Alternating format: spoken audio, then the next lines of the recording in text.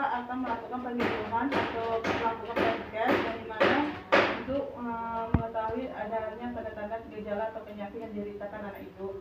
Kalau boleh izin, ibu bersedia nggak ada waktunya sampai 15 menit aja kita melakukan penyuluhannya? Kalau boleh tahu siapa nama ibu dan anaknya? Winta sama anak Isya. Ya, umurnya berapa bu? 4 tahun. 4 tahun. Di sini saya boleh bertanya, apakah anak ibu pernah mengalami penyakit? Apakah pernah anak ibu mengalami penyakit diare pada masa 3 tahun kemarin? Di sini saya akan memperjelaskan apa itu penyakit diare. Ibu tahu apa itu penyakit diare? Oke, betul. Terjadi gangguan pada lambung. Lalu Bakteri. Ya. Cuma itu aja yang kita ya. Tapi di sini saya akan memperjelaskan apa itu penyakit diare secara umum.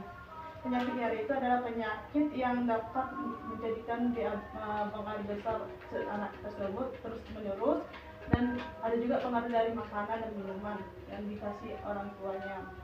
Nah, tanda dan gejalanya, penyebabnya yaitu infeksi, bakteri, virus dan parasit, dan keracunan makanan dan alergi. Itu penyebabnya ya bu.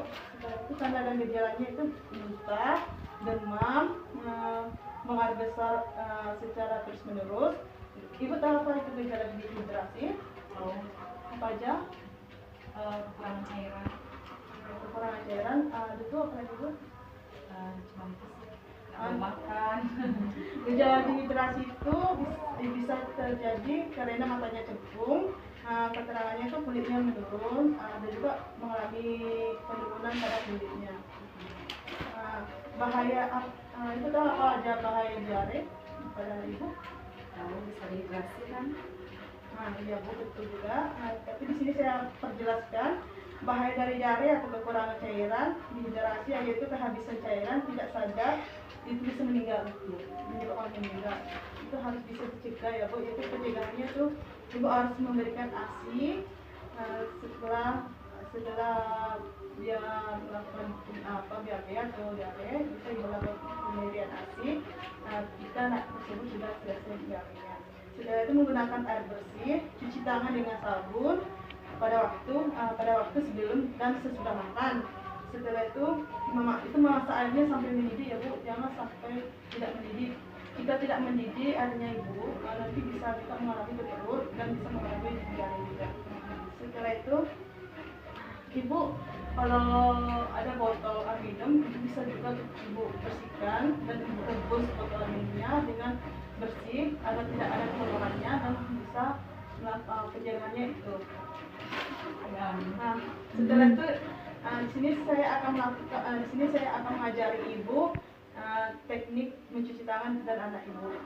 Ibu bisa mengikuti saya dan anak ibu, nanti yang ibu setelah ibu ikuti saya nanti ibu ajarkan ke anak ibu.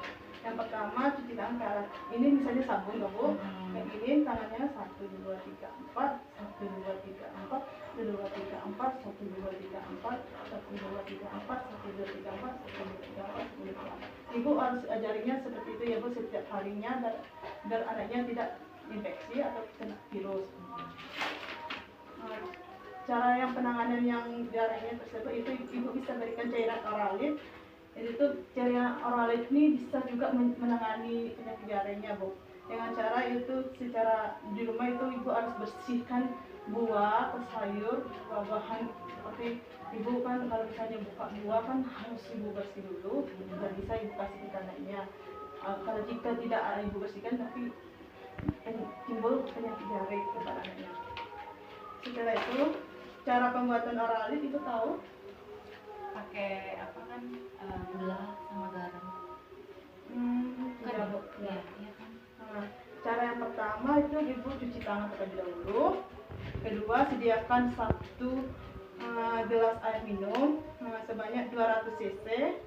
Itu masukkan 1 oralit. Itu aduk bu, aduk setelah itu sampai larut. Berikut takarannya untuk anak usia lebih 1 tahun. Pemberian takarannya 3 jam. Pertama diberikan 1,5 gelas oralit. Untuk anak yang lebih dari 1 tahun sampai 5 tahun balita itu 3 jam diberikan 3 gelas Oralit. Selanjutnya 1 gelas setiap kali selesai berak atau mencret diberikan Oralitnya selama 3 jam ya Bu. Untuk anak yang kurang dari 5 tahun itu dilakukan sebaiknya diberikan Oralitnya 3 jam. Setengah tahun bisa Ibu lakukan berikan Oralitnya 12 gelas Oralit. Selanjutnya 2 gelas setiap hari selesai BAB atau mencret. Nah, di sini saya akan memberikan terapi komplementer ke anak Ibu, yang dimana terapi komplementer Ibu harus Ibu rutin melakukan pemberiannya kepada anak Ibu. Kalau jika dia mengalami diare, yaitu Ibu bisa memberikan itu madu. Madu itu bisa juga mencegah penyakit diare. Jika diare anak tersebut tidak sembuh, bisa Ibu lakukan memberikan madu atau seperti minum campur dan aduk kasih ke anak Ibu. Nah, baiklah Bu, di sini saya sudah selesai melakukan penyuluhan kepada Ibu atau pemberian penyuluhan ke anak Ibu agar anak Ibu bisa sembuh dari penyakit diarenya. Jika ada kesalahan dari kata-kata saya minta maaf. Sekian dan terima kasih.